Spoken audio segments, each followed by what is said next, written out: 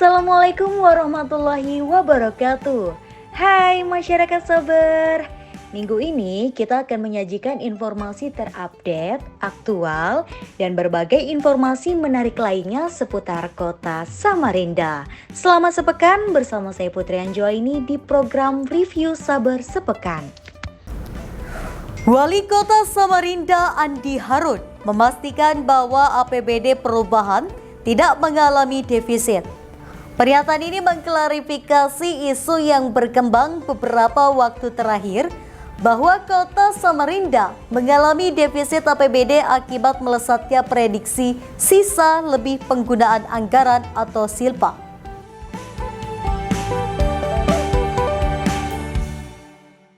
Wali Kota Samarinda menegaskan komitmen pemerintah kota menjaga kestabilan keuangan daerah dan memastikan bahwa setiap perencanaan anggaran dilakukan dengan cermat dan akurat demi kesejahteraan masyarakat Samarinda.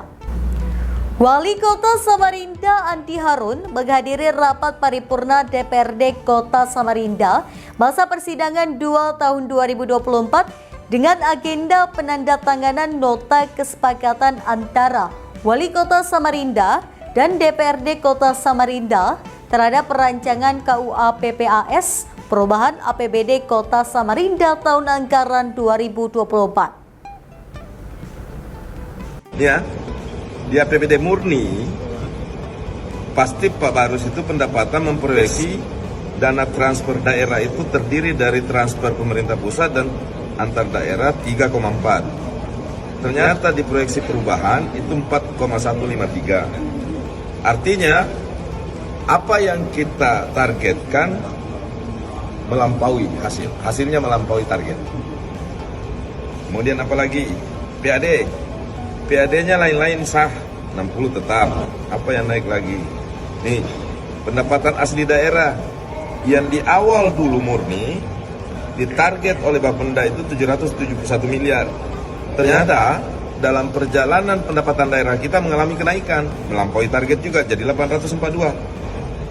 Nah, terhadap kurang atau melebihi target, saya ulangi dulu umumnya ya. Kalau proyeksi itu target kita di bawah target atau melampaui target harus dimasukkan di perubahan.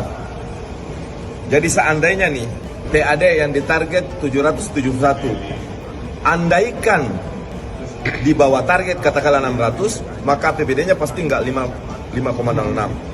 Di bawah dari target APBD tahun di murni tadi. Karena dia naik, kan tidak boleh ada uang masuk yang tidak dicatat. Nah, mencatatnya cuma satu tempatnya di perubahan. Gitu loh. Makna filosofinya namanya APBD perubahan. Berkurang di bawah target atau melampaui target harus ada APBD perubahan. Karena ada uang masuk yang tadi melampaui target itu harus dicatat. Nah, mencatatnya melalui APBD perubahan. Oke. Silva begitu, silva juga ada nih. Ada silva dari penghematan. Misalnya buat gorong-gorong nih. Tadinya direncanakan belanjanya untuk buat gorong-gorong ini 1 juta. Ternyata setelah dilelang orang nawar cuma 800. Berarti kan 200 kelebihan kita. Silva namanya itu. 200 itu harus dimasukkan kembali ke APBD karena tadi sudah dihitung sebagai belanja 200 kan. Guna menunjang pendidikan di Kota Samarinda, Wali Kota Samarinda Andi Harun siapkan anggaran pembelian buku penunjang secara langsung dengan dana yang dibutuhkan sebesar 62 miliar rupiah setiap tahunnya. Kemudian yang kedua adalah membeli buku dalam jumlah terbatas dengan anggaran 15 hingga 20 miliar rupiah. Namun buku disimpan di perpustakaan untuk dipinjam siswa dan tidak boleh dibawa pulang atau satu buku digunakan 2 siswa dalam satu meja. Meski demikian, pertimbangan lainnya yang harus dipastikan adalah ketersediaan perpustakaan di seluruh sekolah.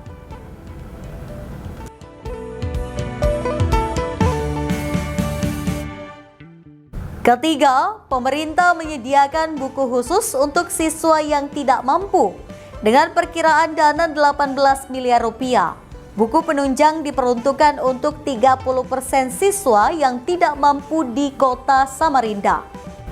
Opsi terakhir, pemerintah mencetak buku dari modul Kementerian Pendidikan. Anggaran diperkirakan membutuhkan 20 miliar rupiah untuk mencetak sendiri dan dapat memilih jenis kertasnya. Cetak buku dari modul Kementerian Pendidikan lebih murah daripada membeli dari penerbit. Dengan opsi ini, seluruh siswa dipastikan dapat, bahkan juga akan mendapatkan buku secara digital. Keputusan akhir akan kembali dipertimbangkan dalam rapat lanjutan oleh pihaknya, sehingga diharapkan dapat dirumuskan opsi terbaik bagi seluruhnya. Dari penelitian kita, memang ternyata benar ada buku penunjang yang menjadi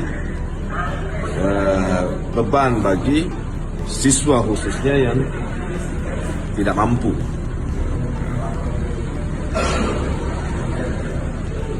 Nah, oleh sebab itu kita cari akar masalahnya. Lalu kenapa sekolah memberi beban kepada siswa? Ternyata memang sekolah itu tidak memiliki biaya untuk mengadakan buku penunjang. Jadi buku itu ada dua ya, buku ajar itu ada dua. Satu buku wajib, satunya lagi buku penunjang. Nah, yang jadi permasalahan sekarang adalah buku penunjang. Akhirnya kita putuskan tadi, buku penunjang tetap wajib kita dapat. Tinggal bagaimana cara mengadakannya. Tadi muncul opsi. Satu, opsi beli. Pemerintah yang beli melalui Diknas, dengan konsekuensi kita harus menyediakan uang atau harus punya uang 62 miliar setiap tahun. Tadi itu 62 miliar berapa tuh? Itu opsi kedua. Opsi keduanya apa? Kita beli tapi tidak sejumlah siswa itu.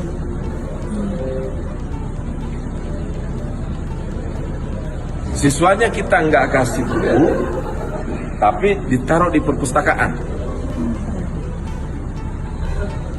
Ditaruh di perpustakaan, dan siswa itu kan duduknya berdua.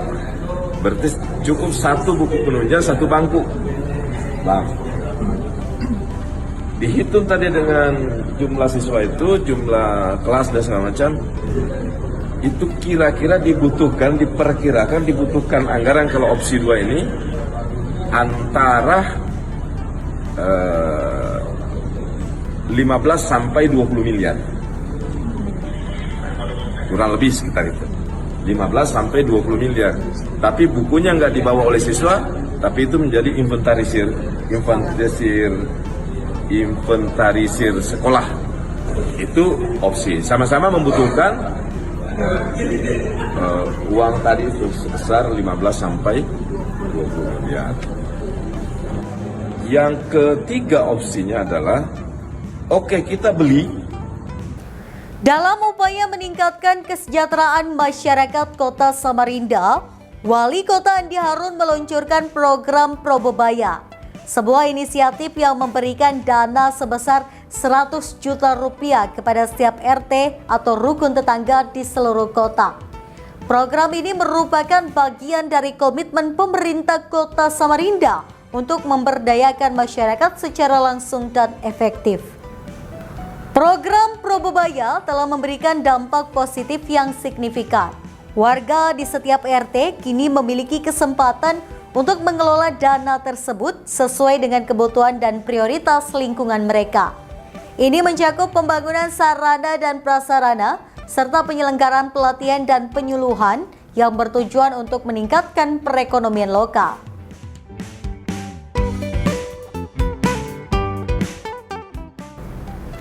Pemerintah Kota Samarinda berkomitmen untuk terus mendukung dan memantau pelaksanaan program ini agar manfaatnya dapat dirasakan oleh seluruh lapisan masyarakat.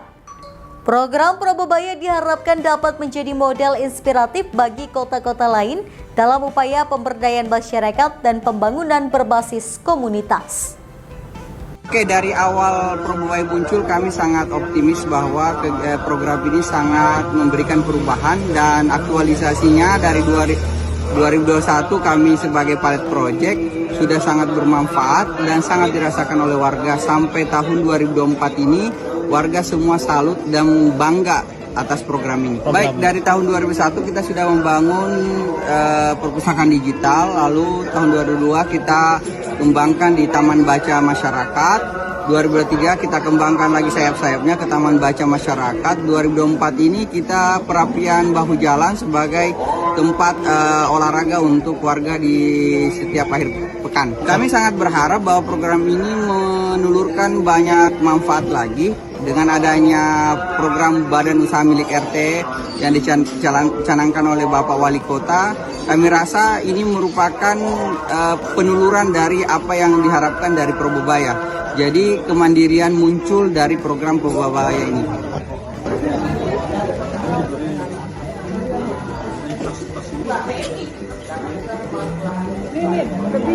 Alhamdulillah program Probebaya ini sangat membantu kita, ibaratnya RT yang terpencil ya Pak ya, seperti kita ini kan RT terpencil, RT pemecahan baru. Dengan adanya program Probebaya ini kita sangat terbantu Pak ya, dari segi infrastruktur ya, segi kegiatan-kegiatan Dawis PKK semua Pak terangkat. Yang saya harapkan Probebaya ini terus berkelanjutan Pak. Selama ada program Probebaya, kita kan yang sampah-sampah tadinya kita yang nggak banyak terbuang ke TPA, alhamdulillah kita sekarang kita kelola, akhirnya bisa menghasilkan rupiah untuk tambahan ibu rumah tangga. Jadi kita dengan adanya ini pelatihan terus yang seperti ini kan, yang kalau Sabtu ini kan kita pelatihan ide dari Ibu RT sendiri. Nah seperti program Probebaya yaitu tadi itu pelatihan menjahit, pelatihan memasak, pelatihan itu kan sekarang bisa terangkat yang tadinya ibu-ibu yang nggak bisa bekerja, ya kayaknya karena ada program menjahit akhirnya dia bisa usaha sendiri mandiri di rumah. Seperti biasa, di akhir segmen kita akan ngebacain komentar-komentar para netizen Samarinda Beradab. Nah, kali ini ada 3 komentar yang sudah kami rangkum selama 1 pekan.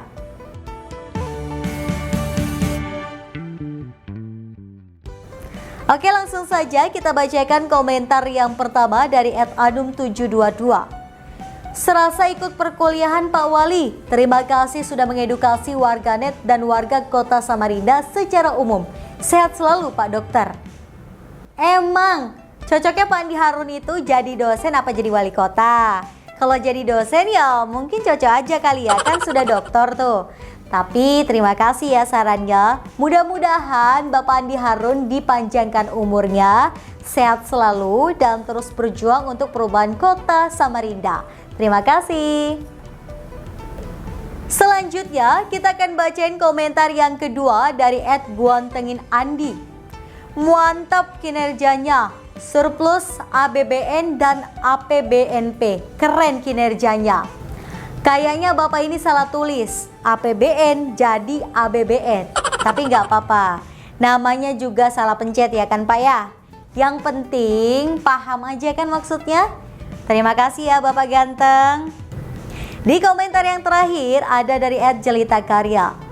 Beri award juga ke RT, kelurahan, kecamatan paling bersih biar kada merigat. Kota tepian semakin beradab. Ini pasti orang Banjar nih, bahas merigat-merigat nah keluar. Tahu aja kan merigat itu artinya kotor, biar nggak salah paham. Itu tadi komentar-komentar warga kota Samarinda yang sudah kami rangkum dalam minggu ini. Demi menjaga konsistensi dan harmonisasi antara pegiat media sosial, dukunglah kami ya dengan terus like, komen, subscribe semua channel media sosial kami di Facebook, Instagram, TikTok, dan YouTube Samarinda Beradab.